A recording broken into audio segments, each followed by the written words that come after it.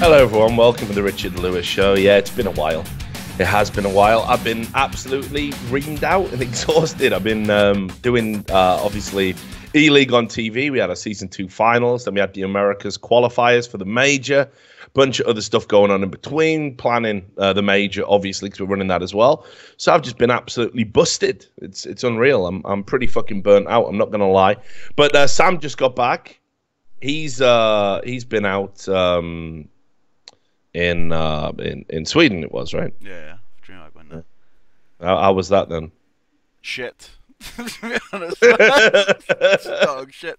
I was just mad ill. Right, I got to this point of illness where food disgusted me.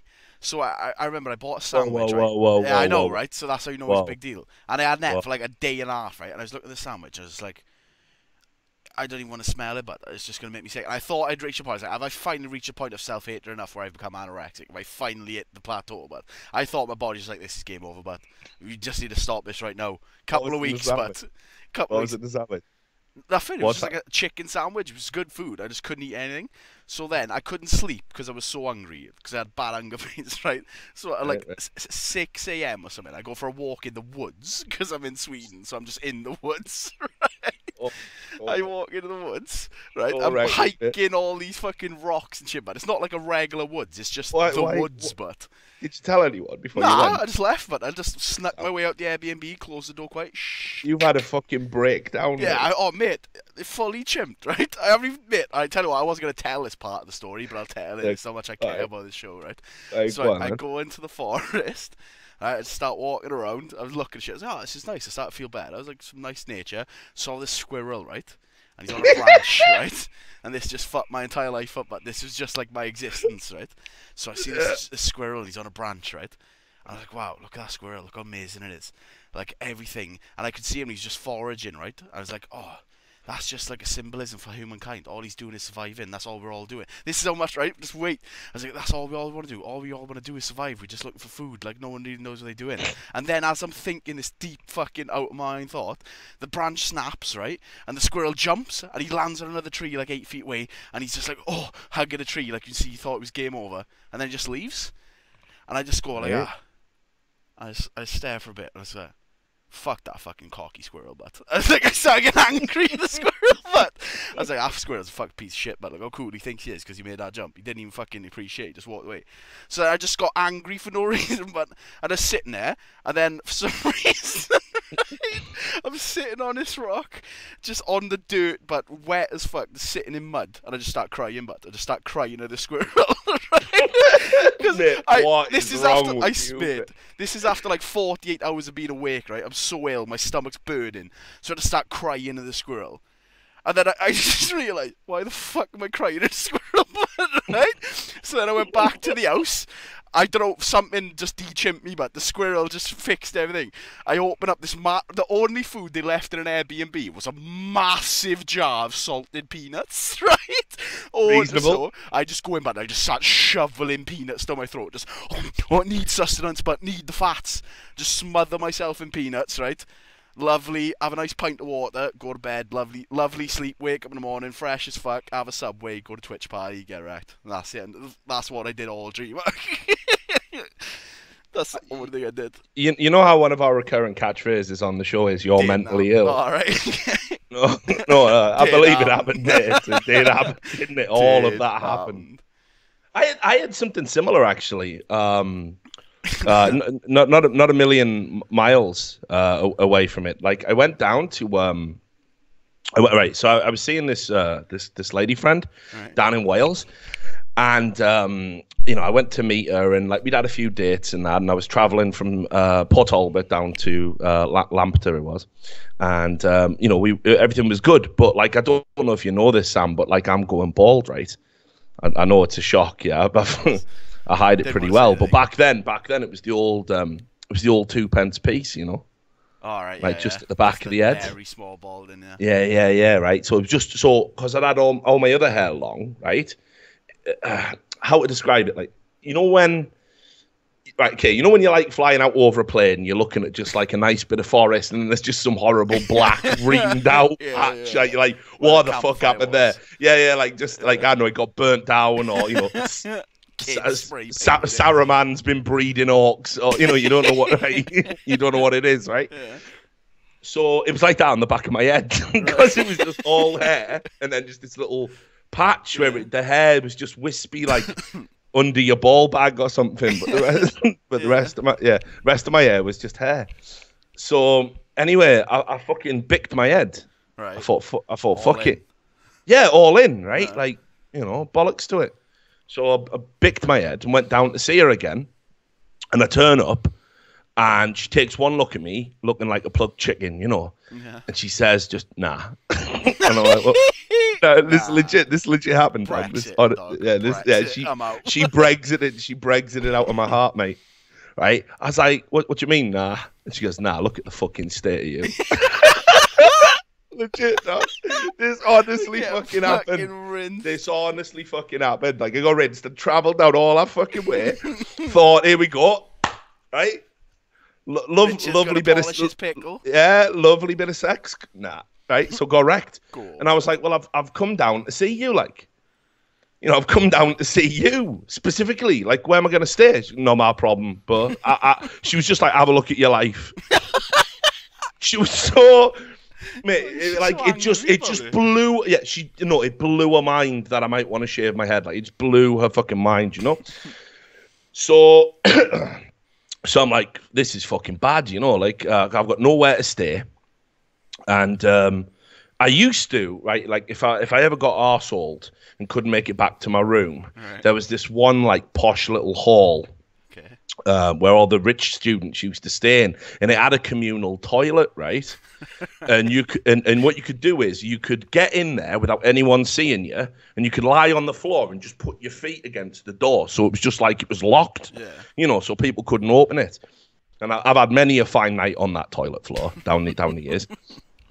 So I thought I'm gonna go do that, So I thought, fuck it. Sooner because obviously it's a shithole small Welsh town, so I couldn't even get back to Port Talbot by this time. You know what I mean? Yeah. There was no way back. I was just trapped, just trapped. I'm just too deep in the fucking mumbles. You know what I mean? It's all over. Like public transport shut down. No one can drive, obviously, because that requires operating machinery.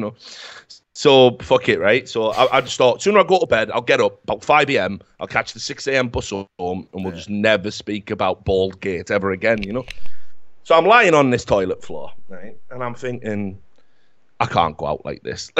This cannot be happening to me, right? Richie fucking Lewis, this cannot be happening.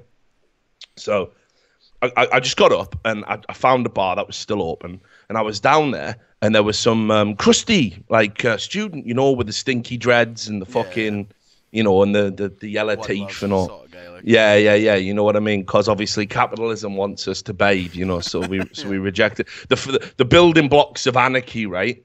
You start by just not having a wash. Yeah. If my foreskin's humming, I'm doing something right, Start of activism. Yeah, you go. That's how activism begins, right? So I saw him, and he was at the bar, and he was selling magic mushrooms that he'd picked earlier. Because obviously it's Wales. Yeah, the classic, right? And this cunt had literally gone up there, and he just mined we had this huge hill called Magic Mountain, and every September it was brown with magic mushrooms, right? Brown with magic. And he'd gone up there and mined it all, like just completely just took all of them. Yeah, and then he was selling them, and he was selling them to people.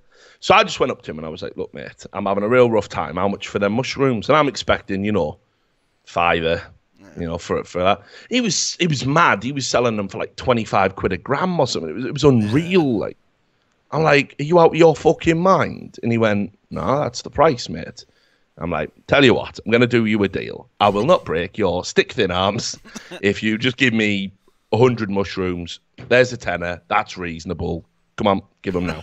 So I took these mushrooms and I ate them all, right? Because I thought, I'm having a bad time. Right, I've got nowhere to stay. It's time to just pull the fucking ripcord and just sail down to Lunacy Island. You know what I mean? And just see what's on there, right? So I eat like 100 of these mushrooms, and then I'm having a wander in the woods, and they're kicking in. Obviously, you go out to the woods, and I'm thinking I'll just sleep out here. I don't even mind that it's wet and cold, and I'll probably die of hypothermia because this bird's just rejected me for having a big shiny bald head. Anyway, I don't remember lots of it. But I do remember, right, I spent about 4 hours or well, what felt like 4 hours, probably 4 days. I don't fucking know. There was a sheep there. Obviously, it's Wales, but he was just one, and he was just lost. There was no other sheep around. He was just having a roam, you know. Yeah. And I was like, right, I want to see if I can talk to the sheep, you know, like let's see if I can tell him. Yeah. So the only thing I remember from this entire trip is just making eye contact. But I got super close to it. Didn't run away or anything. Making eye contact with this sheep wrecked out my mind on shrooms. Anyway. Fucking turns out you can't talk to them telepathically. That's just the mushrooms talking. Street, like, mad waste of time it was. Yeah. So then I slept under a tree, woke up. It was about 8 a.m. I was soaked in rain, covered in slugs, and I went and got on a bus and went home.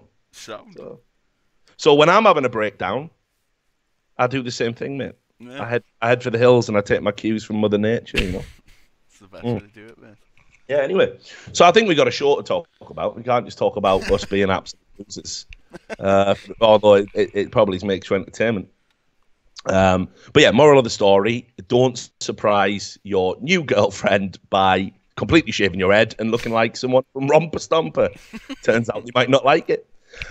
So anyway, let's hit all the high notes on the show pretty early. Let's start with some didn't happen, because everyone likes a bit of didn't happen. So first up, do you remember the hate crime thing we were looking at, where it was like there was a dude going around South Philly it was, and there was swastikas everywhere, right? And there was like, you know, Trump's in, blacks out, that kind of thing. Mm-hmm. Well, we showed the CCTV footage of it, and we said, dude looks like he might be black, you know, but we can't be sure because it was bad footage. It was black and white. So we had a look. Well, anyway, it's all come tumbling out in the woodwork. This is the Inquirer Daily News. Philadelphia police announced that it was William Tucker. And you can see here, very much a black man who was spray painting racist abuse and pro-Trump graffiti on other black people's homes. He called one woman a black bitch. A 62-year-old woman, no less. And was writing Trump rules everywhere in a bid to show how America had plunged into a racist apocalypse because, you know, Trump had just been elected. So it turns out, didn't happen. Just massively didn't happen. And I'm still yet to see any of these reported crimes in the in the aftermath of Trump getting elected. I'm still yet to see any of these actually be proven to be not hoaxes. Haven't seen that yet. Right? Haven't seen that. Looking forward to it. So I guess it sort of did happen, but just not the way everyone thought it was happening. And understand, you know, we've seen all of these people time and time again tweeting about this, you know, all the usual people. Sean King making a big deal about how suddenly we're living in this insane racist apocalypse. Like, it's just not true. Once again, it's a false flag. However, on the other hand, there are some hate crimes going on. I keep talking about this. Let's start with the Badger Herald. Fucking hell, Richard. You know your newspapers. The fine publication of the Badger Herald. This was a Trump supporter's truck got spray painted with anti-Trump slogans and set on fire in Madison. Reasonable behavior. You can see here the Madison incident report shows that the Dodge Ram pickup was found in a parking lot on fire, and the owner turned out to be a Trump supporter.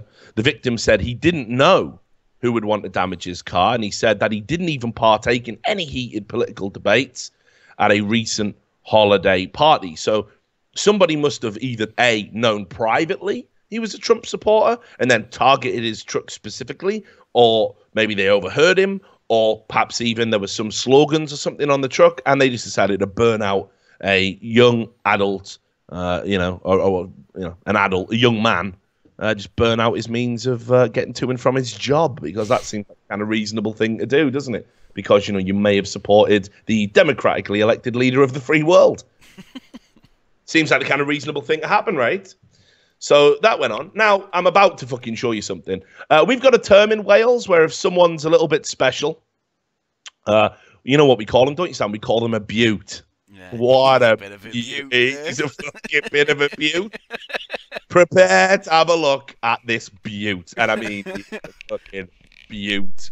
Right, here we go. This I can't show you where the original report comes from because it's behind a paywall. But I can assure you that this is just a summary of that article because I don't know what the American Mirror is, and in a time of fake news, right, we got to be skeptical about all of our sources. But certainly the report exists. You can click on the link there if you want to sign up and give them your email so they can spam you with bullshit. But just have a look at the picture. That's his mugshot, mate. This is a Hillary supporter smashed a woman over the head with a chair during an election argument. Just look at him, mate. He's what the term beaut was invented for. Look at it. He must need good eyesight to see through them fucking glasses. Are you kidding me? If your nose is bigger than both your eyes combined, that's probably bad news. Like if it's wider than two eyeballs. I mean, come on. They're not even correcting anything. Like little glasses, like they're making it worse. But look at him, just proud as fuck of what he done. Anyway, basically what happened was the 27-year-old Matthew Pugh, Welsh surname, of course, from nowhere. Matthew Pugh was having what he was described as an election argument with a fellow resident of the apartment complex he lives in. So he just picked up the chair, smashed this woman over the head, knocking her to the floor, and left her with a gash that was like bleeding quite severely. So she had to be taken to hospital for emergency treatment. You know, and just so you know, he's a 27-year-old man smashing a chair over someone's head. Probably is another person of similar age. Nah, 69-year-old woman. Angry must you have been? No, but this is what I'm saying, right? What world, right, is there any political discourse that you can argue about with a 69-year-old woman and right, she's getting the chair now. I've had enough, man. You've took it too far, Ed. Give us the chair. Full fucking NWO music playing in the background. Massive chair shot to the fucking dome. Unreal, innit? Unfucking table. yeah, exactly, man. Get the fucking Dudley boy you setting on, like. So yeah, just ridiculous, absolute nonsense again. And this was quite interesting because we talked about how all these hate crimes were being reported, and loads of people were inaccurately saying there'd been an upswing of hate crimes since Trump had got in, and this has been widely debunked because these were not official police reports. The metric everybody was using were sightings and instances conveyed through social media, which is not a good evidentiary standard by any fucking stretch of the imagination. So the New York Post actually revealed, this is Paul Sperry over in the New York Post, and showed that actually there was a report by the Southern Poverty Law Center. Remember them? They come up week after week after week. They actually buried instances of racial attacks towards white people. Just not going to include them. They can't be asked. Why would we put them in? That's not what the narrative is about. So you can go through here and have a look, and you can even look at the report itself. Basically, they didn't even they didn't even acknowledge that maybe these things existed. You can see here it's quoted saying, well, we don't know why they're not in there. We don't know. What they were more focused on was anti-immigrant stuff, anti-Muslim stuff, and slurs about student of color, and they wanted them to be related specifically to the election as well. So anybody that even used the term Trump or said Trump to a person of color, right? If you said Trump 2016, this was deemed as hate speech. So you can go and read into that. It's quite a lengthy report, especially for the New York Post, which normally publishes snippets. I don't want the whole show to be about that, but just look into it. And you can see that even, they're cooking the books when it comes to the numbers. And there are hate crimes fucking going on. Now, I'll tell you one thing that might be a hate crime, Sam. Racist lingerie. Yeah? How's that possible? Well, look, man, those knickers, right? Those knickers and stockings and all that stuff. You'd be amazed, mate, how racist that can get. You'd be amazed. According to this article over on Cosmopolitan, which we archived, lest they amend it for being ridiculous. This is actually like a little opinion piece entitled, "Why Can't Victoria's Secret Stop Designing Racist Lingerie?" And they're saying thongs have cultural references. So things like Dark Angel, Secret Angel, and Bright Night Angels, those are racist terms. Reasonable, right? Just gonna say it is. You don't seem very outraged, Sam. Are you looking at a squirrel? No. I'm just sort of blinded by the outrageousness at this point, mate. It's just nothing really surprises me anymore. So you can see, I mean, they go on here, like, none of that. Don't let yourself be hoodwinked by Victoria's Secret's brazen attempt to relabel what is clearly cultural appropriation. I mean, that old fucking chestnut. A thing that clearly doesn't exist in the term that they were talking about, by turning it into a celebration of culture. It's actually impossible to celebrate someone's culture without acknowledging the culture. The minute you acknowledge the culture, it's cultural appropriation. So it's impossible to celebrate the culture of others right now. Another win for social justice. Let's get that fucking chalked up. Racist lingerie. Racist lingerie. Anyway, I don't want to spend too much time on that one either. But let's talk about something that is good, right? I mean, I think we can all agree, as dyed-in-the-wool liberals, banning books is a good thing, right? Well, I like to ban books, right? I mean, you know, if you have the unfiltered truth out there, just imagine what could happen, right? Imagine what could come of it. So this is the report over in Illinois, and trust me, there's more coming. There's more coming. This is the report over in Illinois that they're wanting to ban books that have smut in them, and this includes The God of Small Things, which is on an academic English 2 class. They want it removed because it contains sexual references. And this is part of another push to get certain types of books removed from education. The same feminists, for example, that are celebrating 50 Shades of Grey, right? They're pushing back against actual work of academic merit or vaguely academic merit that contains sexual references. But what shocked me most of all, and there's a link to it in there, Sam, so that's why I didn't include it separate on the doc, Virginia schools have pulled Huckleberry Finn and To Kill a Mockingbird because it contains the use of the N-word in it. Now, understand the point of these two books. Huckleberry Finn, I read it a long time ago, so I'm not as equipped to perhaps talk about the finer details of that, especially as it's unique to American history and culture. But I always thought that the whole point was Jim was the only sane one in an insane world. I thought that was the point, you know, one of the key points it was trying to make. But I certainly can talk about To Kill a Mockingbird, which I studied. And To Kill a Mockingbird, of course, is about you shouldn't judge the book by its cover. That racism is a terrible and insidious thing, and that unless people are vigilant about it, people can't get justice if racism and prejudice is allowed to prevail. So to ban that book is to pretty much do the job of racists. That is literally what they would want. They do not want children to be thinking those kind of things when they leave school. If you were a dyed-in-the-wool racist, the last book you would want your child to read is To Kill a Mockingbird because it preaches tolerance and understanding of other people.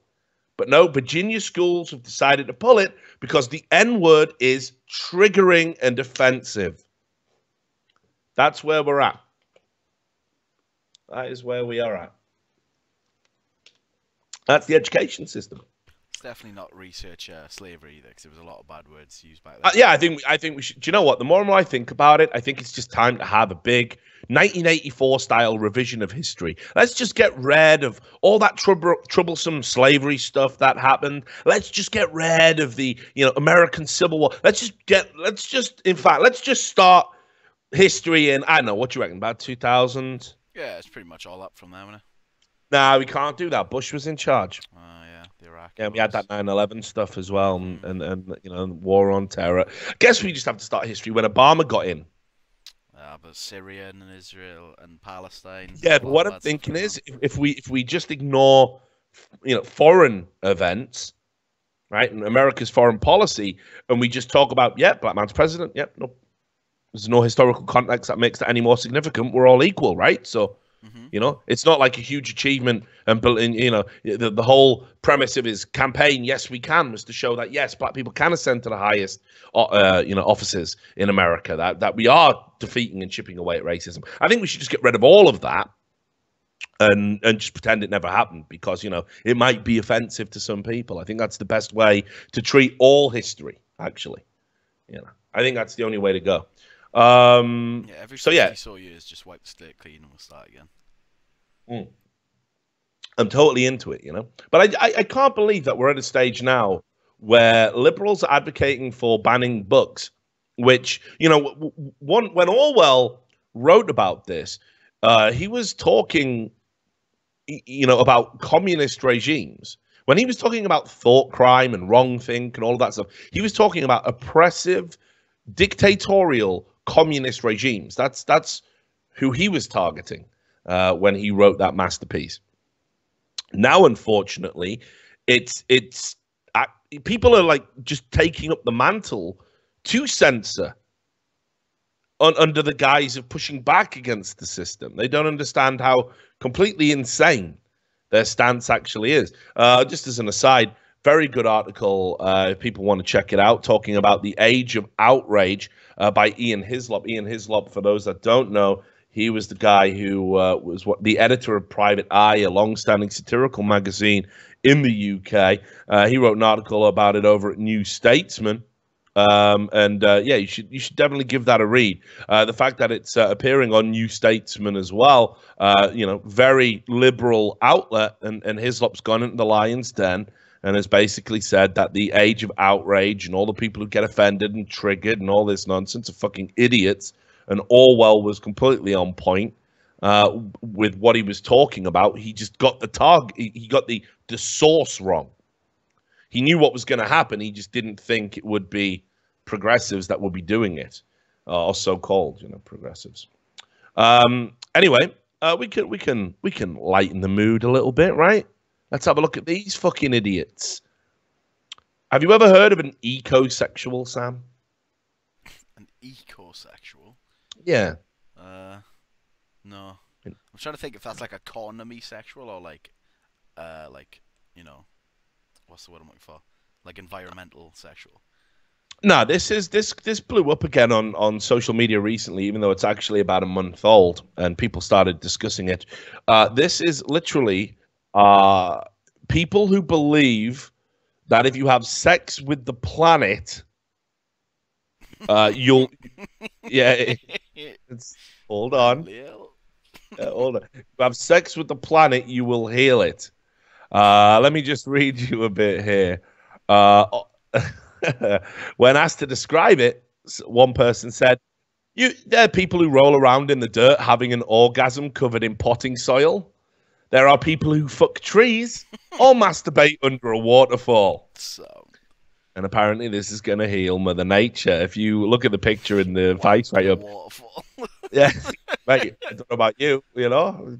I'll just have put a graft in. Yeah, I'll have a jet in a waterfall, and there we go. Mother Nature. You know, what better way to reduce your carbon footprint? But just look at those two women there with just a face full of cress. They've just got cress. Like what you know. Do you ever do that? Like when you had to learn about plants and germination and all that shit, you had the cress. Yeah, everyone grew cress in British schools. We all grew cress. The most worthless food substance known to man as well. Like no calories in it. Like it's just complete waste of time. It's dog shit. Cress, and they're just having a muff with cress on. Like it's unreal, isn't it? But yeah, ecosexuals, and apparently this is a growing movement according to this. There's books about it. There's a published eco-sex manifesto. There's a documentary, Goodbye Gawley Mountain, an ecosexual love story. which depicts what they call a pollen-amorous relationship between the people in the documentary and the Appalachian Mountains. Love a pun, these guys, isn't they? Yeah, they do. They do love a pun. Just imagine having sex with a mountain, Sam. Sounds sad. It just sounds like I'm just pushing my dick against something for a while. You won't be saying that, mate. When you realise that Earth never says no, you'll be straight in there, mate. You're loving it. I'm having more. Nah. This ecosexual stuff's brilliant. I'm having sex all the time. I'm fucking the lawn. I'm rubbing my waterfalls. I'm rubbing my ass against the tree. Yesterday, I got a river a rim job. It's unbelievable. Or as they say, a riv job, probably. Yeah, it's just fucked, isn't it? These people are just seriously mentally ill. Seriously mentally ill. Right, okay. Let's bring up some Donald Trump, shall we? I do like a bit of fucking Donald Trump. So, did you see the news? Donald Trump he finally broke and did something evil. It's been a veneer, the entire time. It's just been a mask, right? He's just been waiting. All the liberals were right. They were just waiting for him to get into power, and then the evilness would begin. So, do you know what his first evil act is? Phone Taiwan. I know it's There it is. There it is. He's read the document. Well done. Because as if, mate, you weren't keeping up with fucking current affairs when you were in the woods, were you? Nah. Getting angry at a squirrel. Sad. Yeah, just full-blown crying to yourself for no reason. But yeah, here you go. Look.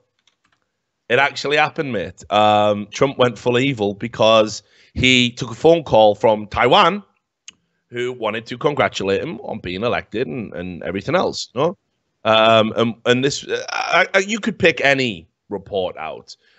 Everybody went insane about this. They lost their mind. This is CNBC, and what they were saying. Oh, and you can see from the headline, Trump may have just thrown decades of U.S.-China relations into disarray for taking that phone call. And obviously, for those that don't know, China do not recognize Taiwan. I'll tell you a funny esports-related story. When some of my guys from Cadreds were out covering the WCG, I think it was in 2009. That's the World Cyber Games. It was in Chengdu. There was some Taiwanese people playing in one of the tournaments we were covering, and we used the Taiwanese flag on our website. And apparently, people came over from the event with some security and asked if they would change the Taiwanese flag to the Chinese flag. Fucking hell.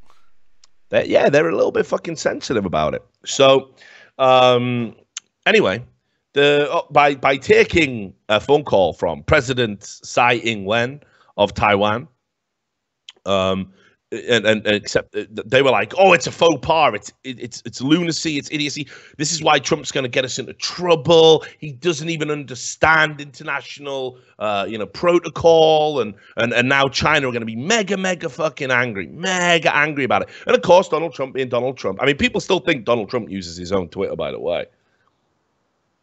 Right?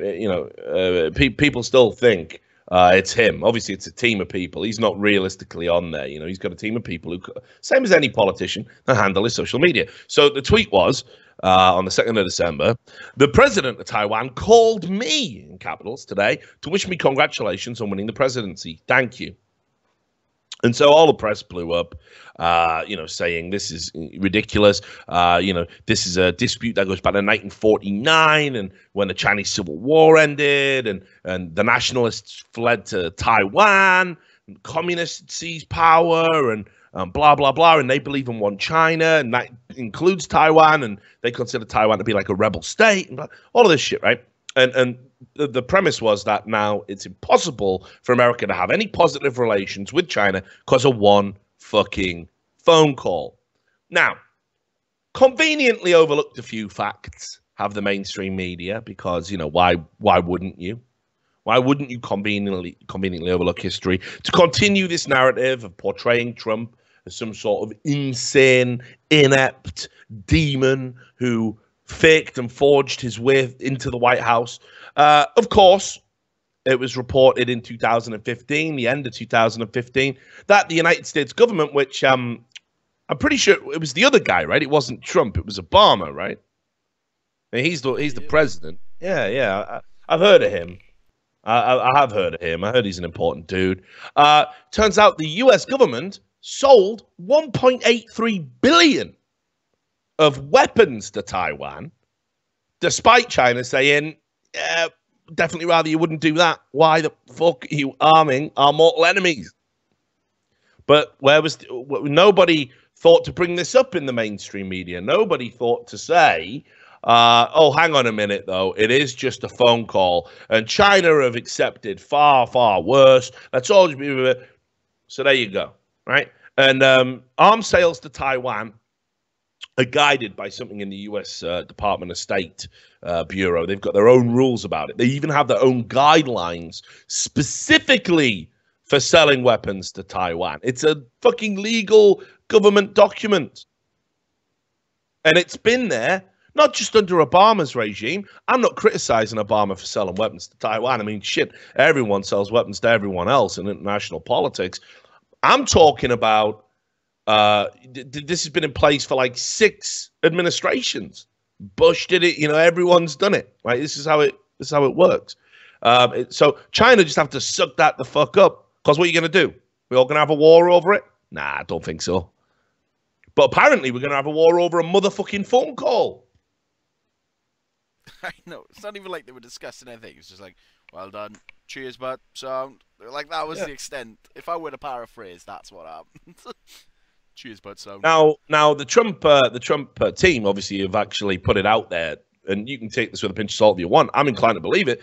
They said this was all a ruse, that the call was planned months in advance, and Trump was going to announce it at this time to get China to sit round a table, and now is the time that we renegotiate our old terms. I'm coming in as president, and we're going to have very different relations with you. And if you think about it, on his campaign trail, he talked about China non-stop and how we were going to renegotiate deals with China, and China thinks we're a joke. Chinese people actually like a bit of President Trump, if you look in there.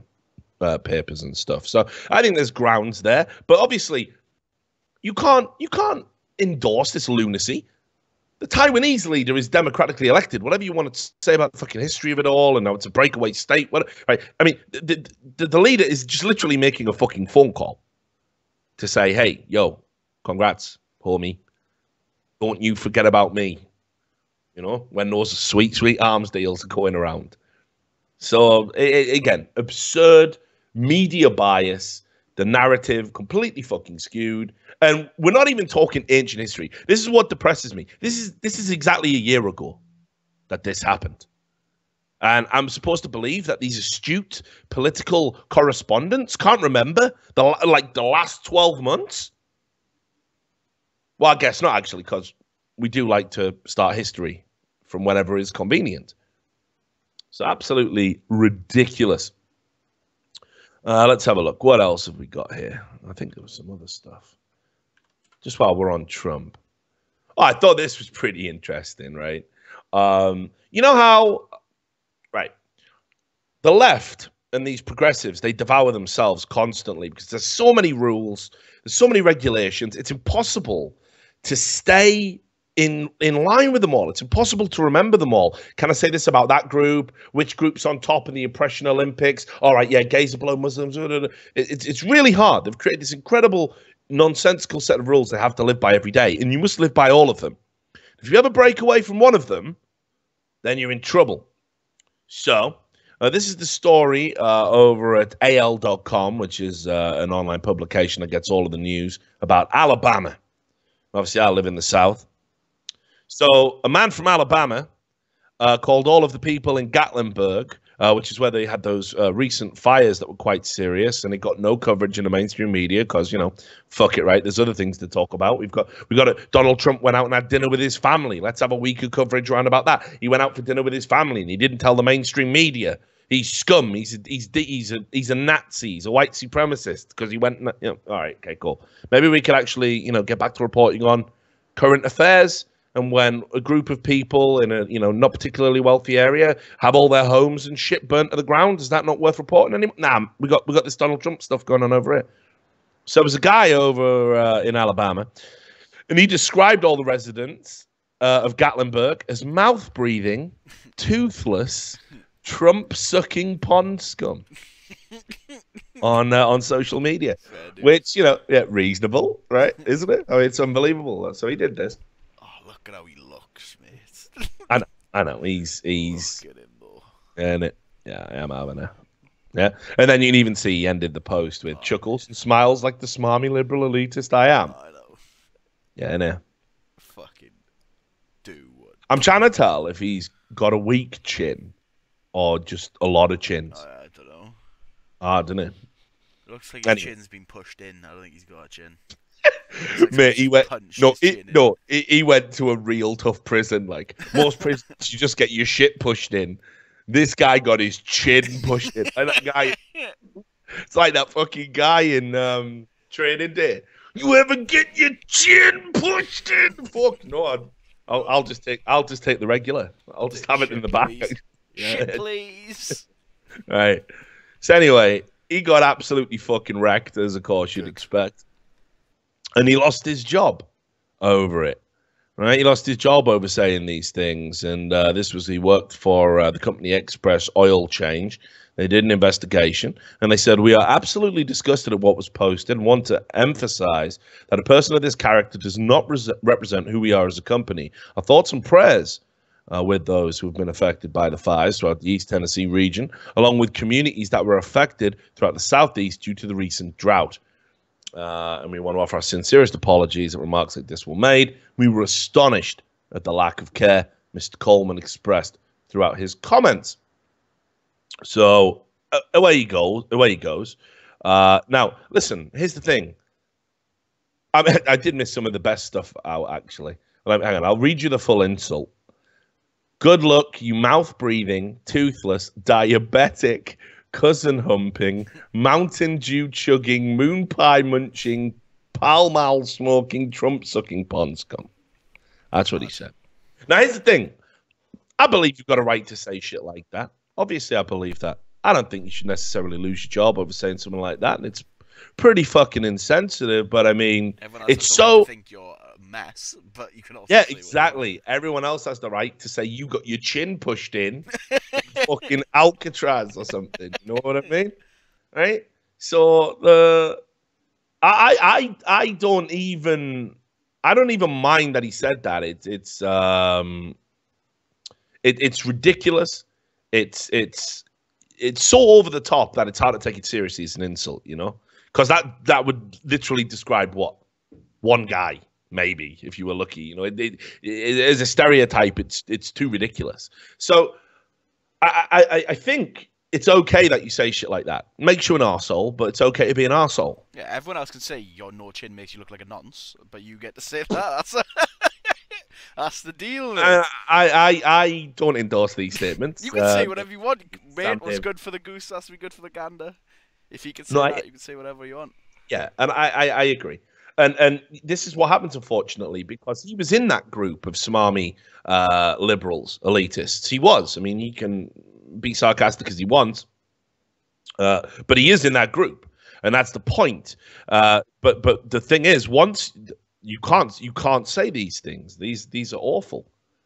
These are awful. You could maybe say that about, you could maybe shave it off and call them Trump sucking pond scum, and I think the liberals would be all right with it.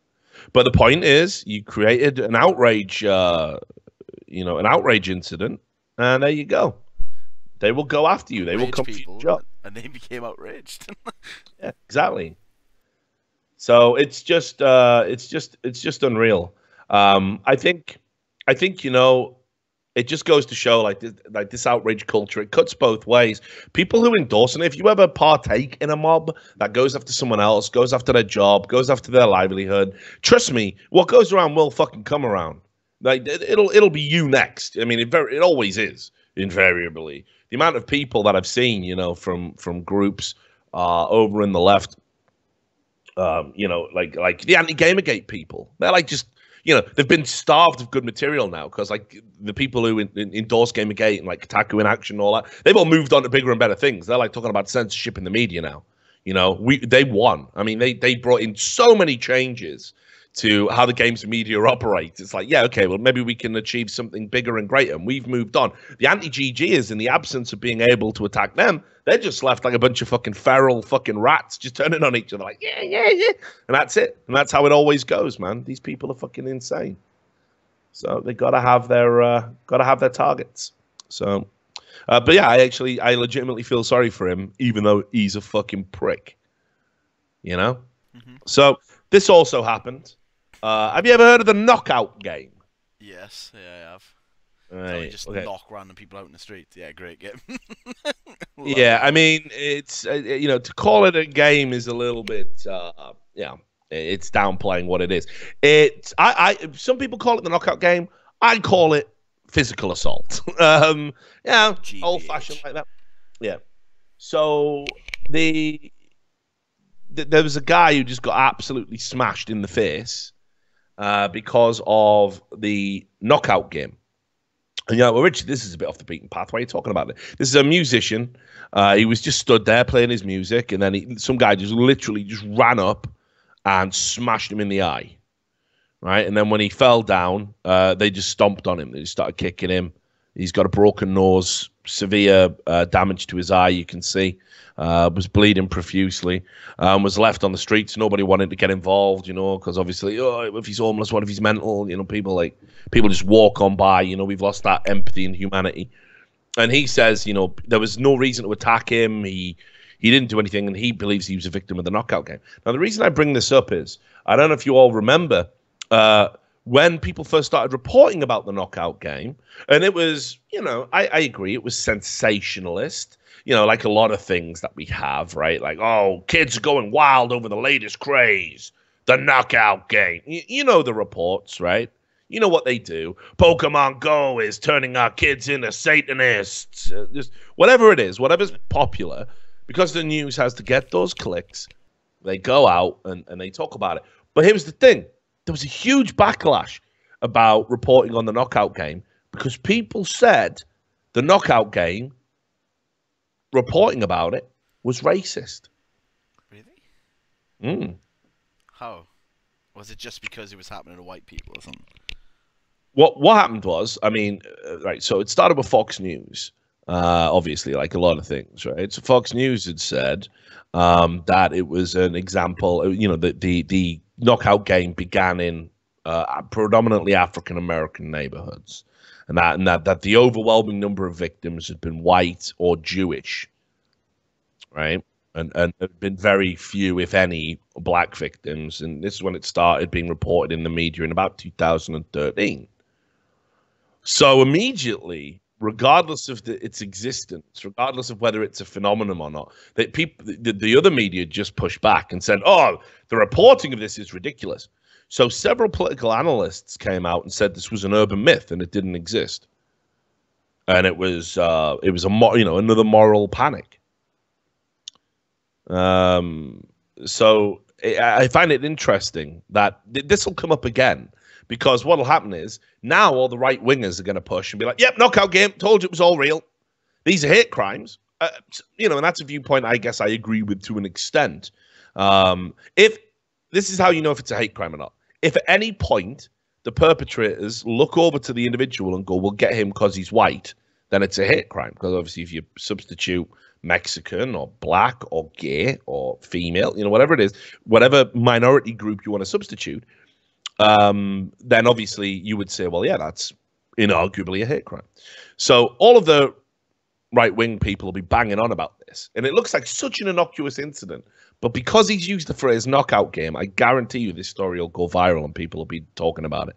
Like you'll get a Paul Joseph Watson video or something. It'll happen, right? And yeah, so whereas, of course, all the liberals are saying, there's no such thing as the knockout game.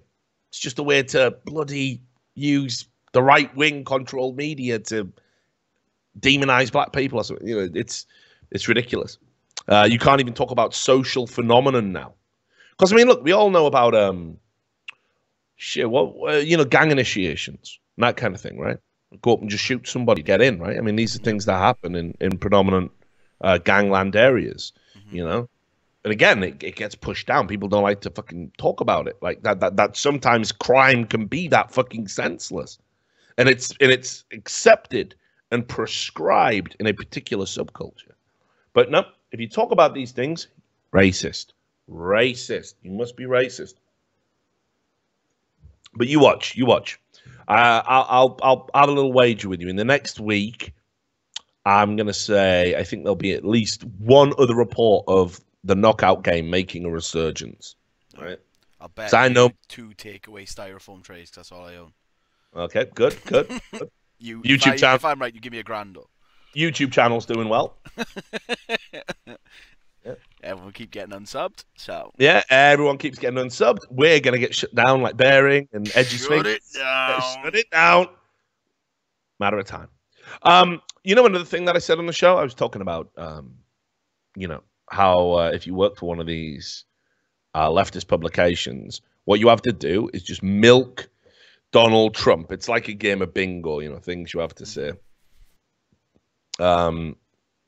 So you milk Donald Trump. You try and work Donald Trump into every article you can. Well, I think I've seen peak absurdity, right? Are you ready for this? Yeah, I'm ready. Right, so it's over at wired.com. And, you know, yeah, like they're over in their site. But it's tough, right? Right. The title just sounds like a guy's been doing DMT for weeks. Sounds like you are with the squirrel. Like, people will now realize that those weren't real stories. We just wrote those to set up this joke. Meta humor. So Wired, their editor over in the science department went, man, we're not getting any bloody clicks on actual science. Can you work Donald Trump into your next article? And the guy's gone, I'm writing about behavior of insects, actually. Work it in. Work it in. We need those clips. Listen, Johnson, if you don't get Trump in this article, we're done. We're finished. So here it is. Wired have written an article called Why Did Donald Trump Get Elected? Ask the Bees. When I read it, I had him whispering it. So, like, why did Donald Trump get elected? Ask the bees. As if he knows something. And then he just backs up, just like pointing his own eyes and pointing at yours. Ask the fucking bees, mate. Ask the bees. You want to know about political fucking phenomenon? Ask the fucking bees. So I'm like, okay, there might be something to this, Sam. There might be, right? Let's have a look. So we have a scroll. And he even acknowledges it. Sounds like set up to a bad joke, but it's an important and meaningful academic question. It's not, is it? Your editor wrote that for you, mate. On it goes. And basically what it talks about is how bees basically create like some sort of, you know, the anthropological equivalent of an echo chamber. Right, behaviorally, they're all on board with the same page, and he's kind of transposing that to what happened in the election. You know, as if bees were all just logging into Facebook. I love pollen, mate. Yeah. Bee number 12 on Facebook 3 minutes ago. Love follow me. He wants to go get something. Yeah, just you know, 5,000. They've got their own subreddit. You know what I mean? They've got their own subreddit. I love honey. /I love honey, right? It's so ridiculous, mate. That I don't even know what has to go through your head to write something as shit as this. I literally do not understand it. No comments, of course. Like, no, just shut it down. Let's have a look. Check out some of the comments. Let's have a look. See if there's any good ones in there. There you go. Someone in there. A Trump article a day drives the readership away. Like, yep, people don't want to fucking listen to it. It's absolute gibberish. So yeah, it just shows the depth that people are going to just try and keep this virtue signaling media stuff going on. If you think that's bad, take a look over at the Washington Post. This is fucking unreal. Like, the Washington Post is I'd still say by today's standards, today's ever shrinking and eroding standards. Trump, right? They're a respectable publication. They published this. Trump's election stole my desire to look for a partner. Right? So that's it. Trump getting in just basically just sucked all of this woman's libido up. She just can't be asked anymore. That's it. Why is she telling me, but why do I give a fuck? I know. Why is this my problem? Why have you written this on the internet? Why didn't you just write this in your diary? Yeah, I know. Mad, isn't it? Because this is what news looks like now, mate. This is news. Trump got in. I don't want dick anymore. Sound she's telling me. If someone told me I'm in the pub, I'd be annoyed. I'd just be like, why are you even talking to me? But yeah. Never mind writing it. Right. 2 weeks. Right. So check this. 2 weeks later, the election happened. She's talking about how she'd been on a bunch of Tinder dates or something. I don't know. 2 weeks later, the election happened. Once it was clear that Donald Trump would be president instead of Hillary Clinton, I felt sick to my stomach. I wanted to gather my children in bed with me and cling to them like we would if thunder and lightning were raging outside. With winds... I know it's mad, that it mental illness. With winds high enough that the power might go out. The world felt that precarious to me. I might just read this whole thing because it is unreal. Yeah, just do it, but document. It's like another troll. Mental illness needs to be documented. All right. My oldest came out of her room the next morning to show me the money the tooth fairy had left her. Of course, Donald Trump going to shut down the tooth fairy when he's in. Like, well, I'm none of that bullshit. Shut it down. Get your fucking subnormal teeth out of your subnormal head so I can power my Nazi machine. I don't even know what it does. It's unreal. What is Nazis, this? Mate. It creates Nazis, and what goes in is teeth. Like, what is this? Teeth you know I mean? To Nazi 2.0. The old teeth to Nazi conversion rate. Right?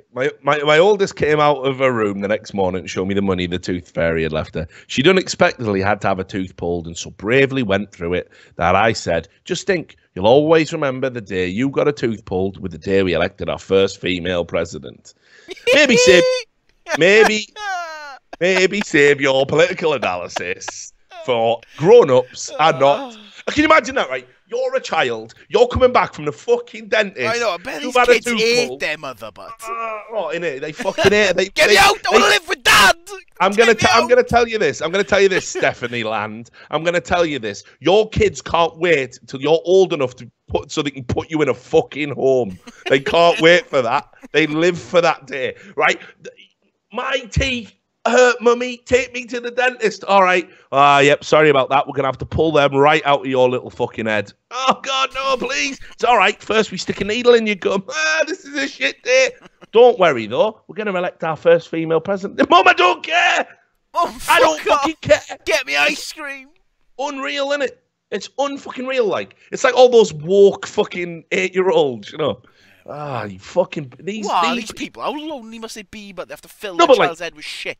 Do they think, right, outside of this smug liberal fucking bubble that they live in, right? There's a bunch of parents reading that, going, "What a great mum." Or are they thinking, "What a fucking mess"? I don't know, mate. So anyway, when I told her Trump had won, she protested. But Mum, you said Hillary was going to win. Definitely said that. No. Wrecked on Novocaine. Fuck off. Yeah. Get me a whiskey. I'm starting early. When I told her Trump had won, she protested. She seemed angry and said, fuck off and die. Anyway, a lot of people thought the same thing I said. I hugged her, a little scared to send her to school out into the big sky country of the red state where we live. Yeah, that red menace just... What is this mental illness? Like just fucking marching down the road with guns and shit. Like, yeah, Trump Day. And for now on, it'll be called Trump Day. Yeah, are you sending your kid to school? Are you? Well, she better. I'm just gonna come over and beat fuck over for no reason. Better do the march. Oh, you know what happens? We'll just tie it to that post and shoot her in the head. Are you leaving without drawing a Nazi mustache on your lip with a Sharpie, young lady? You exactly. You got the leaflets through the door. Your words. You only gave us enough teeth to make half a Nazi. Right? Your teeth were too small and childish to make a full one. We ended up with a midget Nazi. We're gonna have to take your toenails. Watch yourself. Right? Watch yourself. You're on a fucking list. You are, love. Bone marrow next. We've made a bone marrow machine. Bone marrow to Nazi. Twice the conversion rate. Yeah. I don't even want to know what comes out of that one. Super nuts. 20 minutes later at a stoplight on the way to drop off my 2-year-old daughter at daycare, steam started creeping out from under the hood of my car. I'm telling all of y'all it's sabotage. Right? It's so fucking bars. Right, it's unreal, mate. Like, fortunately, my mechanic shop was nearby. My radiator was cracked in 2 places right at the top. I really wouldn't feel comfortable with you driving it, one of the mechanics said. Luckily, a new radiator could easily be obtained and installed that day. I thanked them. I mean, dear diary again. Dear diary. I didn't start crying until... What? She's on DMT, mate. It all makes sense now. It all makes sense. She's on DMT. I didn't start crying until I had crossed the street to walk home. We had a few miles to go, so I carried my daughter. I didn't mind carrying her. I still had that urge to cling to her and keep her close. It was cold that morning, but the sun started to warm us enough to remove our hats. Halfway home, my tears stopped, and my despair grew to appreciation. She's just walking down the street, clinging her kid, crying. She thinks she's in a war zone apartment. Imagine if you've seen that down the street, but everyone's like, what the fuck is wrong with it? Yeah, just full crying with the kid's face is like all half numb because of the Novocaine. Oh no, I'm hoping this is a different kid. I think she's got a bunch. Oh yeah, two year old. Yeah, you're right. The toothless one's out the story now. she's converted.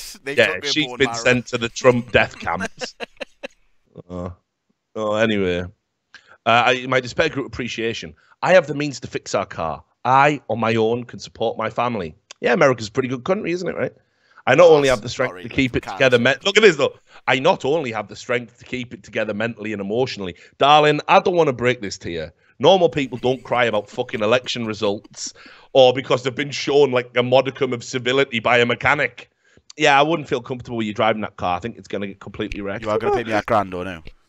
I can be your hero, baby. It's unbelievable, right? So I not only have the strength to keep it together mentally and emotionally, but I also have the strength to carry my daughter home. Just as well. I have the strength to carry all of us. Managed to lift a 2-year-old. Well done. I know. The urge to cling to my family while keeping our foundation strong didn't mesh well with continuing to date the man I'd been seeing. He also has a daughter. He, too, had been feeling a lot of the same emotions I was experiencing. Did you meet him in a home? Mate, sort of care. But this is what people don't seem to understand, right? Have you seen the Joe Rogan special, the new one on Netflix called Triggered? And he talks about when a guy hasn't come soon, he starts smeagling, and he like fits into whatever shape. So I bet that guy does not give a fuck, dog. Right? He's just smeegsing. He says, "What does Mrs. want? Oh, Hillary, yes." Like he's full just smeaging out. I don't know, man. It's like there is this phenomenon of like yuppie inbreeding type thing, you know, that the people in. But I think that's what smeaging is, mate. I think smeaging's got to the point where they just think it's their reality. I reckon when these guys come, they just like their mind just changes. Like, what the fuck am I doing with my life, man? Like, I've swapped my entire life for a jet. I reckon they have a mad breakdown. Just have a wank in a waterfall with you. Yeah, exactly. It needs to be equal sex. Save a lot of time. Anyway. The urge to cling to my family while keeping our foundation strong didn't mesh well with continuing to see the man I'd been seeing. He also has a daughter. He too had been feeling a lot of the same emotions I was experiencing. Hopelessness, fear, uncertainty about the future, panic over having to talk to my 9-year-old about anything that might come up at school or what to do in the instance of sexual assault. Where's that come from? Isn't it? Again, that glorious Red Army, mate. Yo, just having a fiddle. They're just having a fiddle, mate. It's like the BBC in the 80s. They're all just, whatever. They've all just got massive cigars. Where is that coming from?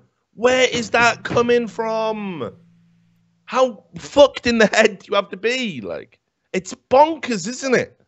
It's actually fucking bonkers. What to do in the instance of sexual assault? Right, first of all, like, why do you think it's suddenly increased? What's going to happen? Well, why? Why you? Who? You? Your daughter? What? Madness.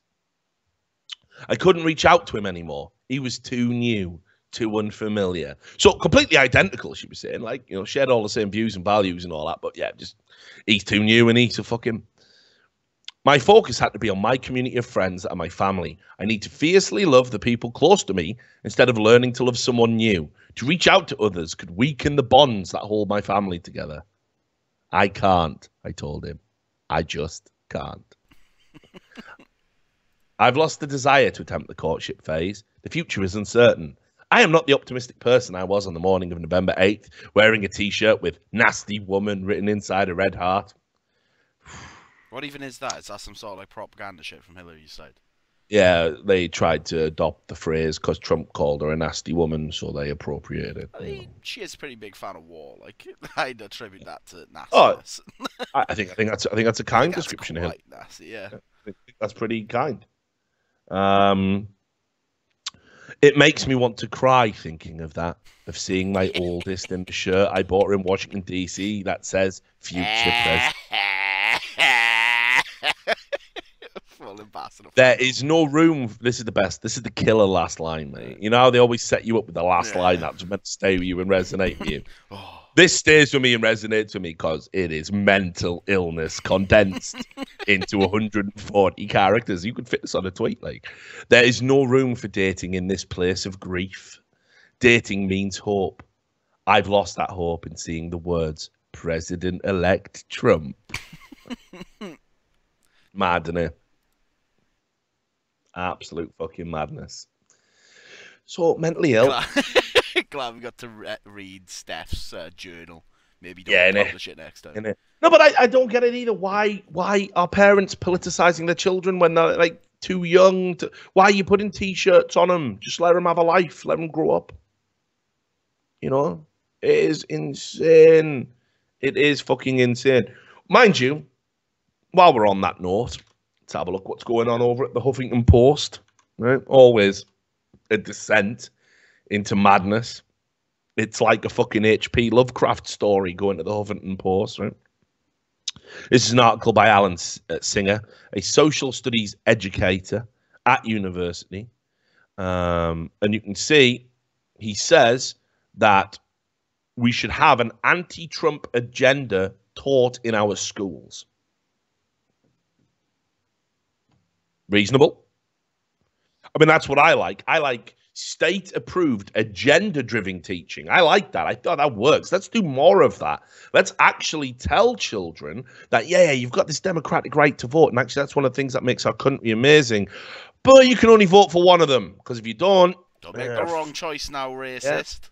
Yeah, don't make the wrong choice now. Don't make the wrong choice. And he talks about, you know, again, they use all these lovely fluffy words, right? It is very Orwellian. Reforms. Reforms, you know, we're just going to make some reforms. I'm going to reform you from being alive into fucking being dead, and I'm going to keep all your money. And I'm going to take your teeth. And I'm going to take... I'm going to take your teeth and fire up the Nazi machine. Right?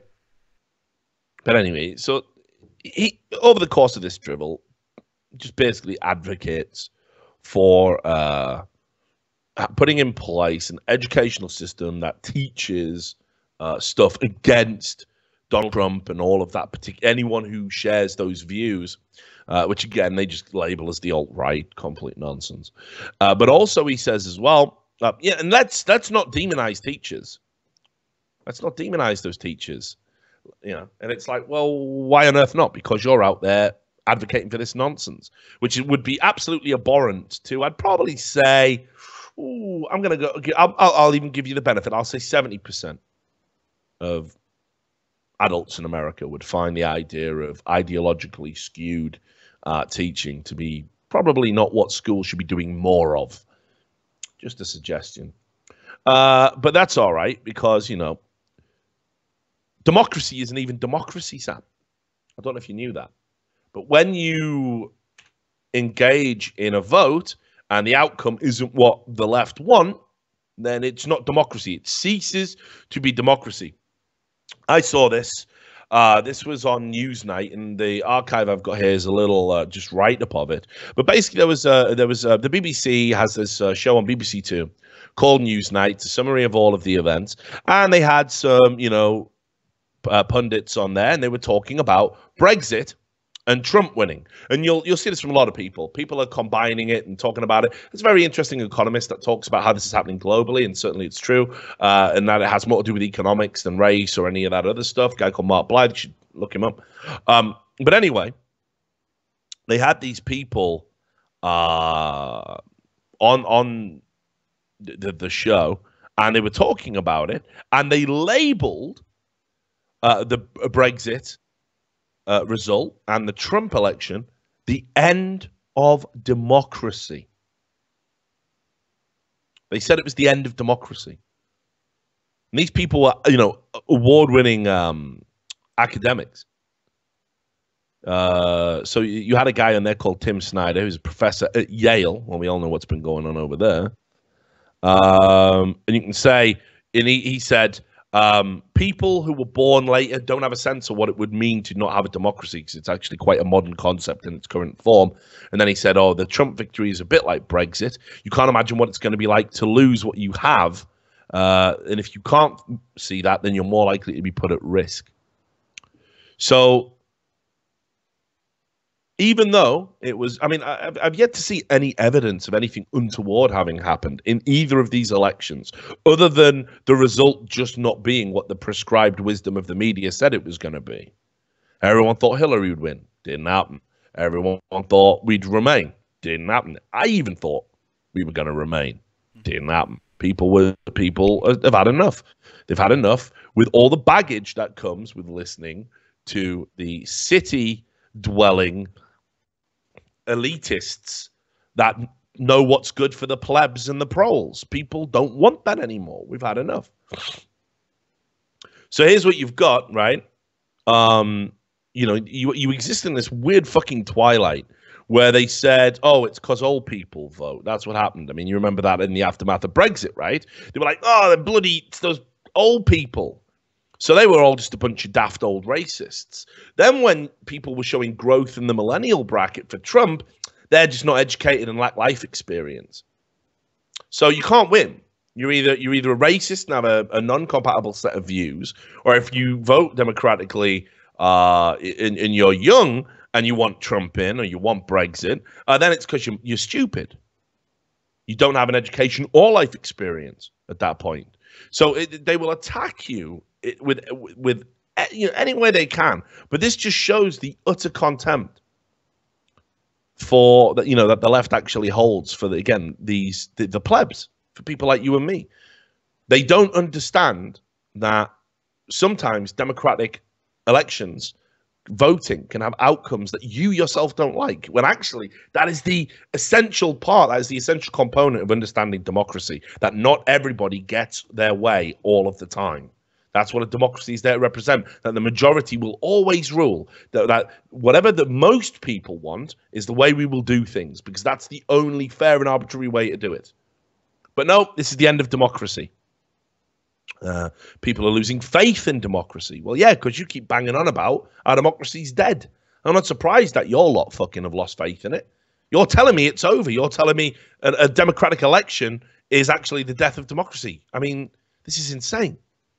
So this was again on the BBC, which purports to be unbiased, but I think we all know the BBC's agenda is showing. And then with that in mind, of course, obviously Jill fucking Stein had that ridiculous recount, right? Raised over 4 million. You saw the money raiser, right? You saw that? You saw the fundraiser? And how it was like, yeah, we need 1 million, gets 1 million. We need 2 million, gets 2 million. We need 4 million. They just kept going up and up and up and up. And people kept throwing money at it. All these fucking disaffected liberal idiots gave money to somebody that had actually done more to harm Hillary Clinton's candidacy than the opposite way. There was no evidence of any electoral tampering, and this has been reflected in the recounts. It's actually increased Trump's margin of victory by small amounts. But anyway, I thought this report was brilliant. This is on over at ABC. They actually fucked it up. So they were meant to have a recount in Pennsylvania, right? And it cost $1 million. You had to put a $1 million bond to have a recount in Pennsylvania, right?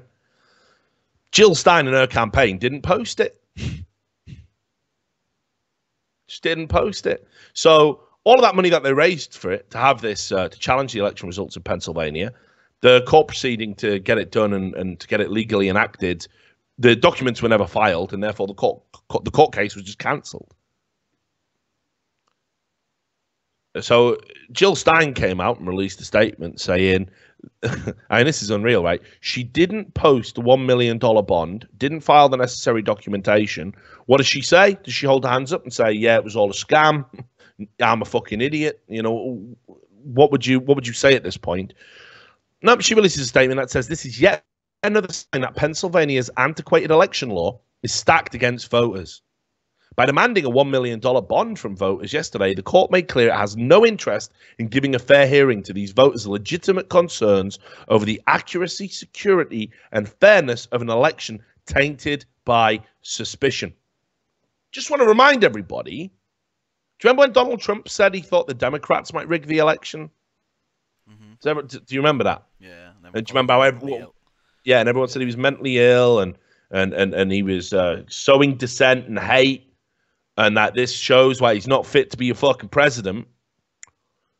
Since then, Jill Stein has gone off on this and hasn't been condemned, has actually been supported by many liberal-leaning publications. Hillary Clinton has also endorsed this, by the way. And, even said it wasn't over till it was over. So this is the one-sided fucking madness that you have when it comes to just, even trying to talk about politics these days. No voter in America should be forced to pay thousands of dollars to know if her or his vote was counted. Still, the recount continues, and we will fight to ensure the civil and voting rights of all citizens are protected. We look forward to announcing our next step on Monday. We will pursue every available remedy to ensure Pennsylvanians can trust what happened in this election. Well, you absolutely can, because there was never anything to suggest anything untoward in the fucking first place. So, insane. But there you go. But democracy isn't democracy. Democracy isn't democracy. Let's, I don't know, because I feel like we're coming towards the end of the show. There's a few other bits and pieces. Yeah, there's probably just one more. Couple of quick hits that I might want to just throw in there. Let's have a look. I've got a real long fucking list. See, I don't want to open the Islam can of worms right at the end of the show, right? But there's a bunch of stuff going on, mate. Yeah. There's a bunch of stuff, and it's not. You just basically described the feeling of everyone in the world. Let's just not open that can of worms yet. They could do a few more things before we're asked. I'm not dealing with that shit yet, mate. No, but okay, right. So, did you see what happened on social media recently? This was a Saudi Arabian woman posted photos of herself not wearing a hijab, wearing makeup, just beautifying herself like a woman should be allowed to, right? And here's the story here. So she is, just done what millions of people do every day. She's looking good. She's got some photos of it. She's out in Saudi. Because she went out without a hijab and all the other regalia that you have to wear in Saudi, the Saudi Arabian people in Saudi who has been so indoctrinated by some of the insidious ideologies that come with Sharia and the extreme, how should we say, perversions of the root of Islam. Basically, they're all calling for her to be executed. Reasonable. And it's not just one or two. It's ridiculous. And look, some of these have been translated: kill her and throw her corpse to the dogs. Now, what I don't understand is, right, fair play to the Independent for picking this up, because it must be very troublesome for the Independent to write about anything that could even be vaguely viewed as derogatory about Islam. They don't like to do it. But, we talk a lot about the fucking patriarchy in our society. We talk about the patriarchy, right? And how, this is what a patriarchy looks like. When a woman can't go out on the streets dressed the way she wants without calls for her to be killed That is a patriarchy. A patriarchy isn't, oh, look, all the characters in these video games are men. Right? That's not what a patriarchy looks like. If you think you're being oppressed, if you live in America or the UK or European nation, if you think you're being oppressed by a group of men, you really need to start reading up on some of the shit that goes on in some of these unbelievable, states. And we look, I've talked about Saudi a bunch of times. It's a country I have absolutely zero desire to go there. But obviously all of the West we'll just make them the head of the UN Human Rights Council, no problems. And here's the thing: she had to delete her account off social media as a result of this because people were spamming them so badly. She deleted the tweets initially, and it didn't stop. There was a hashtag which was translated in English saying, "We demand the imprisonment of the rebel angel." Right? There was also people saying that we propose blood. There must be a harsh punishment for this heinous situation. Not wearing a headscarf. Wearing Western clothes. So I wouldn't even strictly say Western clothes. It's not like she's super exposed. Like, she's got like a long dress on. Them ankles, though. Yeah, that's enough. That's enough for a killing, I guess.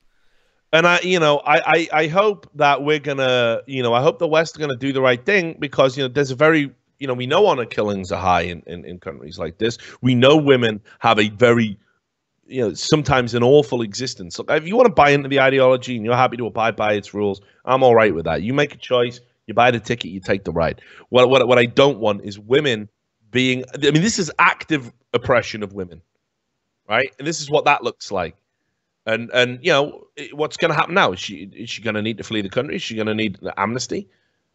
There's going to be some nutcases out there that are going to fucking recognize her and keep her photos and everything. So, I just hate the idea that you can't criticize an ideology when it's taken to its ridiculous extremes, because when any ideology is taken to ridiculous extremes, that's when it becomes ridiculous. And saying that, it makes you a hate monger, apparently. I mean, by contrast, did you see what happened in London over at Tower Hamlets? Did you read about this one? Okay, so said he wasn't going to open the can of worms. Worms everywhere, of course. Worms. He's coming in worms. Right. So over in the... Are you out of your mind? You crazy? You crazy? You out of your mind? Right. Evening Standard reported on this. This was a teacher down in Tower Hamlets. And this basically said that, when talked about, and this is a young guy, 28. He was talking to teachers, and Charlie Hebdo, you remember the Charlie Hebdo massacre over in Paris, came up. And basically he was talking to the kids in the school, and he said, yeah, those cunts had it coming, basically. Like, they insulted the prophet, so they deserve to be killed. Fuck you now. Teacher in a school. Just telling that. There was a bunch of allegations come out. He's being investigated for inappropriate behavior. So just in case you think it's all Islam being the problem, I just think this guy isn't fit to be a teacher, honestly, because he was accused of giving a pupil a wedgie in front of everyone else. He would flick rubber bands at students and then would routinely have play fights with them. Bit weird. Right? He called another teacher a fucking bastard and a snitch. Snitches get stitches around here, boy. Yeah. Facilitated students being able to smoke.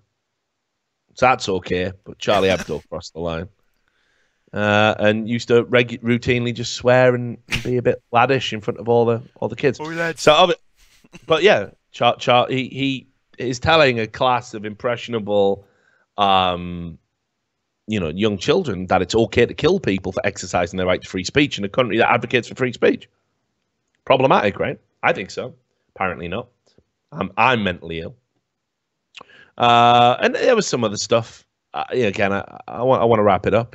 Did you see what happened over in the Dutch migrant center? Yeah, that was pretty rough. Yeah, so this was in a Dutch migrant center. You might not be able to. Oh no, it is blurred out. This was an Iranian guy, 25, and he got stabbed by another migrant because they believed him to be gay, and apparently the victim is gay, and he was stabbed almost to death over that while waiting in the migrant center and kind of celebrating. I believe it was his birthday. It was going to be his 26th birthday the next day, so he was drunk and perhaps a tad flamboyant and boisterous. I don't know what fucking set this guy off. No fucking clue. But this guy just literally walked in from another part of the migrant center and just stabbed him multiple times. And obviously, again, they have to cut. These things have to be lied about because nobody wants to start joining the dots on this.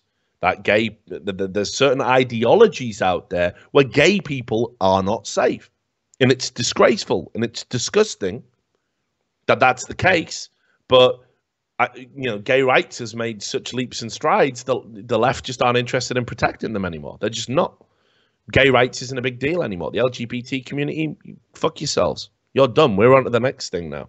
And I think that's awful because there are ideologies out there that preach for the killing of gays. And obviously it enables people that believe in that sort of thing to make very skewed moral choices.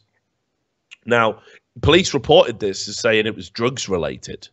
But everybody who's been interviewed subsequently is saying, no, this was an attack on him because he's gay. And it does remind me about what happened in Germany with some of the attacks on New Year's Eve and how the police were told you must not report the ethnicities or the religious affiliation of anyone involved in this, or it'll stir up more hate.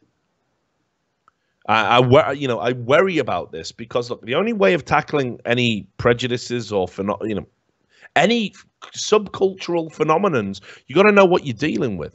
I'm not saying it's all Muslims, right? I know it isn't. I used to live in Birmingham, for fuck's sake, right? But the point still is, you definitely need to take a look at this and take a broad view, look at the broader context of why this might have happened. And otherwise, you're doomed to ever prevent it. So, the LGBT Asylum Support Services said it's taken many statements from many witnesses confirming that the motive was entirely homophobic. So obviously, we wish that chap a speedy recovery. Awful story. That guy went straight to the artery as well in the fight. That fucking guy was creepy as fuck. It was attempted. It was attempted murder. There's no doubt about it. This isn't. I'll just give him a few digs with a knife. This was. Yeah. I want to kill this individual. And it's just unreal that we can't talk about these things. I just feel incredibly sad about that because obviously, look, again, anybody wants to go out and be prejudiced towards people based on their beliefs, fuck you. Like I'm not about that, right? But I think you must reserve the right to criticize certain ideologies. And let's be clear, any religion is just that. All it is an ideology. It's a bunch of ideas, and some people take the best parts and they're fine, and some people take the bad parts and they're not fine. And some religions have ideologies where there's actually a lot of bad parts in them. That's just the nature of any belief system. It's not unique to religion. It's politics as well. Like National Socialism. Yeah, they were pretty good for automation, industry, factories. Not so good when it came to assimilation and integration of people with different political beliefs, different ethnicities. Yeah, it turns out they killed all of them. Not a system I'd ever want to see repeated in modern politics, right? Because of that. But you can criticize that and say, yeah, well, of course Nazism's all bad. Of course it is. Because look at the end outcome. You can't do it with other ideologies. That just seems insane to me. Because that's all they are. They're just ideologies at the end of the day. A religion shouldn't be given a special dispensation to critique, right? Just because it's a religion.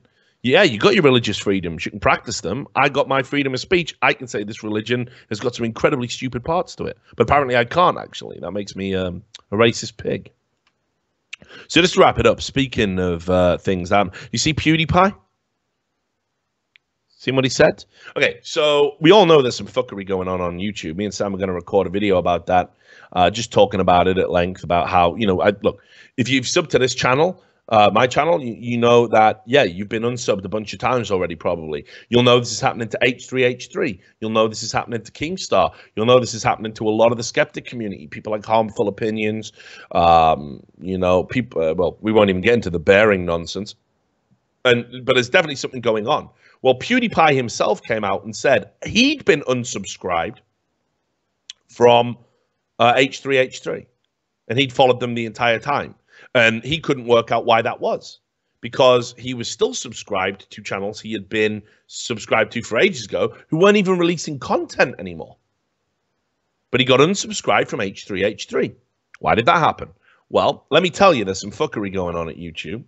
I'll tell you this. Hang on, this is quite funny. There's a guy come in at chat. Sorry, this is just a breakaway moment. Look, Lewis, stop being a cunt, blocking everyone on Twitter. Watch how triggered this fucker gets when I just kick him out of the chat. Bye.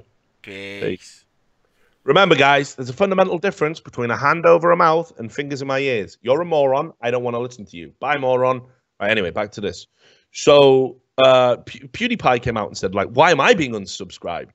It's not just regular users. It's happened to everyone. So loads of videos coming out about it. Now we had this thing. You know, with Bearing, his channel is completely shut down. We don't know why. Edgy Sphinx, he's gone.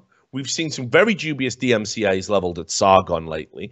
I am telling you, there is some fuckery going on with the algorithms, and there is this all stems from this YouTube Heroes idea of getting negative content off YouTube. I'm telling you, it's all linked. These are not coincidences.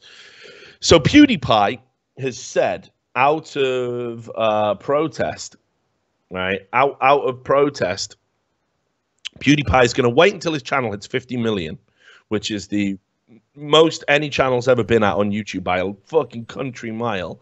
When it hits 50 million, he's deleting his channel. And he's only 300,000 away right now too, which is like nothing for PewDiePie. Could be a week.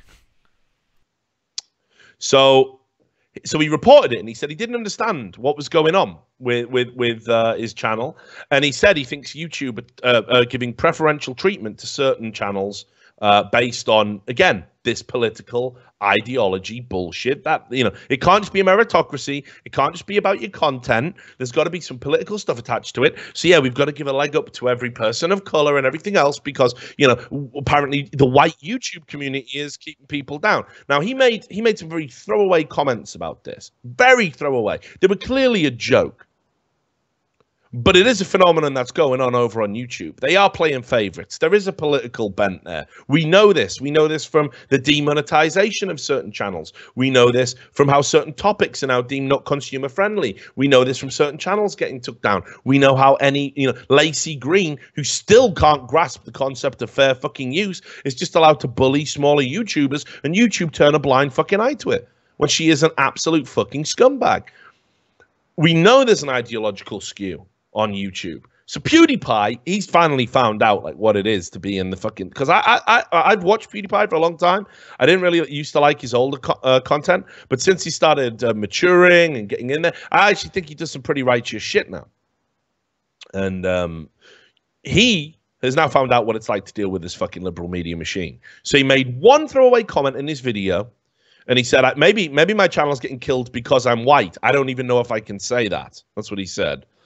The Independent runs the story, not about the biggest YouTuber deleting his channel off YouTube, which is the news. They make the story about that one line. Independent, right? Vlogger PewDiePie, this is the opening sentence. And he absolutely did not say this. Vlogger PewDiePie has suggested YouTube is sabotaging his channel because he is white. That is unfucking believable. That is so dishonest. It is beyond a fucking joke. Teach you to make a joke, boy. And look, this is the sentence, and it was a throwaway thing. I'm white, he said in the video. Can I make that comment? But I think that's a problem. And then he talked about how YouTube was pushing people like Lily Singh, a Canadian YouTuber with Indian heritage, to the top of YouTube. Right? So he's just talking about an observable phenomenon, but he never said that's the reason his channel was being sabotaged. He just said his channel was being sabotaged. And then he made a joke going, YouTube's trying to kill my channel. It's clear it's happening. Watch my analytics. It's all going down. Those were the jokes. That was the comedy part of it. That he even played comedy music in the background. How can you not understand this? But some fucking pleb reporter called Andrew Griffin, related to Peter probably, I think we can safely assume, he has fucking reported this as if PewDiePie genuinely believes he's being discriminated against because he's white, because he knows that'll incite the ire and the anger of all these little social justice warrior plebs. Remember that when PewDiePie made that joke about, he'd been de-verified on Twitter, because he was joining ISIS and he got banned and all that stuff. They reported all of that as if that was true. It's unreal, isn't it? So, here's what I will say. I hope PewDiePie does go through with this, because I think it would send a powerful message. PewDiePie is going to be all right. I mean, like, even if he never built up a secondary channel, never got to 50 million again, which he absolutely would, by the way. Even if that didn't happen, he's made his fucking money. And, like, quite clearly, we can all see there's some fuckery going on with YouTube. They are practicing very veiled and subtle forms of censorship on people that produce certain types of content. I haven't heard one fucking social justice warrior, haven't heard that fucking joke over on the MTV fucking channel that produces all of this shit about cultural appropriation. Haven't heard a single one of them talk about how people are getting unsubscribed or how videos are being demonetized, things are disappearing. Haven't heard one of it. Haven't heard about fake DMCAs going on over in their neck of the woods. I wonder why that could be. So, absolute nonsense. So yeah, I think that's where I'll end. Do you have any other super cool stories about squirrels or whatever? Nah, mate, that's about it. Is that it? That's all I've got. I give you everything. Okay, I mean, I'll probably put this in. I hate it here, but did you see that naked man high on LSD? I thought this would be a nice way to bookend the show, because I talked about taking mushrooms and getting to know about nature. You had a mental breakdown and you went to find a squirrel, right? Yeah. Well, we're in good company, mate, because have a look at this cunt. There you go. This is the report from the mighty Metro that a hidden camera catches a naked man high on LSD thinking he's a tiger. Just have a look at the pictures in this, mate. He's lit, mate. He is literally... Right, look at the top photo, mate. It's unbelievable. He's lost it, mate. No, it's the full invite to the captain's table, that is. He's got the spread on, cock and balls, everything's on display, mate. Looks like fucking Admiral Akbar. Like, what the fuck is that? Looks like the shaved chimp, but have you seen the picture of the shaved chimp? But it looks like scarily human, but not No, I've never quite. Seen that. Just Never Google seen shaved chimp, and they all Why, say basically. Like, is that racist? Am I allowed to say why? No. Why are people shaving chimps? Nah, I don't know. Just see what they look like. No, but yeah, well, what's that about? No, you're not. Look, I'll Google it. No, I'm looking at him now. Shaved chimp. That's mental. Like. They look buff as fuck, but. No, well, yeah. I don't know if you Big noticed. boys, yeah, I know. Yeah, chimps are pretty strong. Like, you don't know if you knew that. Like, a chimp would batter you. Like, oh, yeah. Do you see the video? Oh, mate, I forgot this. Do you see the video What? of the guy who ran up and punched a kangaroo because he was gripping his dog? Oh, yeah, that bloke had it. He was so lucky. No, that's when the kangaroo just stops. I thought, this is where you lose your organs, big man. He's been disemboweled. But luckily, he just took it on chin. Look, mate, why have you picked the one chimp with a massive ball? Look at the size of his sponge, mate. They're fucking massive. What are you showing that for? Like, look at him. He's the fucking king of the jungle right there. Look at that cunt. Like, what a fucking set. What a fucking set of balls. What a boy. What a boy. Like, that's real. Boy. Anyway, so I don't know why you're looking at Hulk Hogan now. Can we just get? I'm watching what was my point again? But I don't even know. Like a ball chimp, basically. Mate, just get back to the fucking Metro. I'm on here. Right. The second picture, right, when he's not running around all four. Look at the perch on him. No, he looks like fucking. Right, here you go. You bring this picture up. There you go, mate. It's unreal what it looks like, right? Christian Bale in The Machinist, but I'm telling you. Here, look. Christian Bale in The Machinist. Just do it before and after, like. Yeah, he does. Yeah. This might be Christian Bale doing the sequel of The Machinist. Just bring it up. It's unreal how much it looks like it. Fucking blew me away. Just from a different angle. There it is. Like, look at that. It's unreal, isn't it? It's unfucking real. What's happening? I saw that straight away, like. Saw that straight away. Christian Bale on a train station. Mad level. Yeah, there it is. He's the machinist. That's exactly what I said, like. Now, here's the thing. Obviously, I've taken LSD. Never done that, like. Never done that. That's like peak 7th dimension DMT level, that is, when you start thinking you're a tiger. I don't think he's on LSD. I think he's on crocodile. Yeah, the good old crocodile, man. Would explain why he, like, where's his little man gone as well? Like, sucked into him, but sign of the crocodile. Yeah, the crocodile. Inverteddick.com. Richard, you are a fucking little cunt. No, you are a cunt. I'll fuck you up at the next E-League, LAN. All right, mate. You come do that, buddy. You come do that. I ain't loader. No. All right, mate. You come do it, buddy. I'll be there. I'll be there with my fucking armed guards, all of them carrying guns. I know. Yeah, definitely. You come over. It ain't like DreamHack, brother. Everyone's strapped. So you come talk to me, mate. You come talk to me. You won't get close before you're getting tased doing fucking stinky leg on the floor. You fucking idiot. You know what I mean? All right. So anyway, yeah. So that's it. That's the show, right? That was the show. Me and Sam are going to go in, obviously edit all the bits out, delete it off Twitch, and yeah, that's that. Any final words, Sam? Skang. All right, Sam. We'll see you next time.